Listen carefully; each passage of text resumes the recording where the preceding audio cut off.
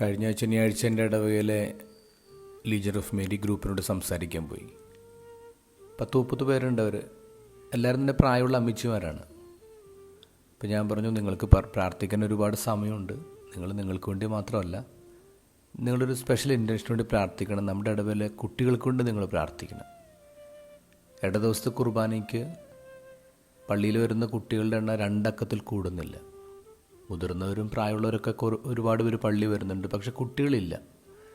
അതുകൊണ്ട് നിങ്ങൾ കുട്ടികൾ ദിവസം കുർബാനയ്ക്ക് വരാൻ വേണ്ടി പ്രാർത്ഥിക്കുക. നിങ്ങൾ ഇടവകയുടെ പവർ ഹൗസാണ്. അപ്പോൾ ഒരു അമ്മച്ചി പറഞ്ഞു, അച്ഛാ, കുട്ടികൾ ക്ലാസ്സിൽ പോകണ്ടേ, എങ്ങനെ വരാൻ പറ്റും? അപ്പോൾ ഞാൻ പറഞ്ഞു, ഇവിടെ എല്ലാ ദിവസവും കുർബാനയ്ക്ക് വരുന്ന ഓൾട്ടർ ബോയ്സിന് ക്ലാസ്സിൽ പോകണ്ടേ? അവർ ക്ലാസ്സിൽ പോകുന്ന കുട്ടികളല്ലേ. എന്നിട്ട് വൈപ്പിൻകരയിലെ ഒരു ഇടവകയിലെ ഒരു എക്സാമ്പിൾ ഞാൻ പറഞ്ഞു.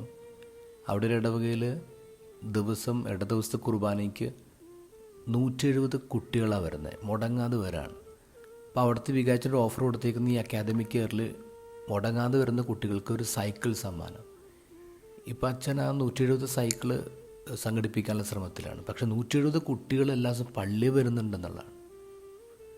അപ്പോൾ ഇവിടെ പ്രശ്നം സമയമില്ലാത്തതല്ല. ഇവിടെ പ്രശ്നം നമ്മൾ കൊടുക്കുന്ന പ്രയോറിറ്റിയാണ്. ആർക്കാണ് നമ്മൾ ഇമ്പോർട്ടൻസ് കൊടുക്കുന്നത്?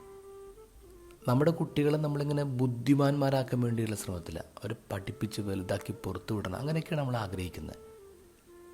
ഇത് ഗോസ്പലിൽ ഈശോ പറയുന്നു, ബുദ്ധിമാന്മാരിൽ നിന്നും മറച്ചു വെച്ച് ശിശുക്കൾക്ക് വെളിപ്പെടുത്തി. ഈശോ ഭയങ്കര ഹാപ്പിയായിട്ട് സംസാരിക്കുന്നത്.